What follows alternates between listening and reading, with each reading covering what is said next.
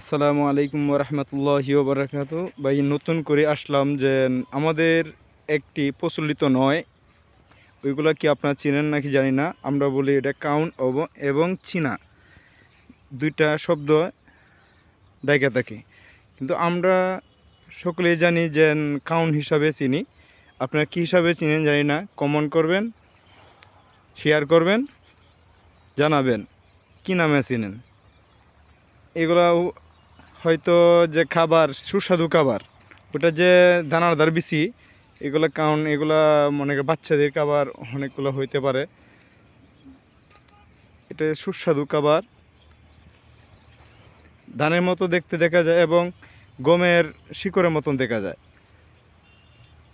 মাশাল্লাহ, অনেক সুন্দর হয়েছে। অনেক দিন পরে দেখলাম তো।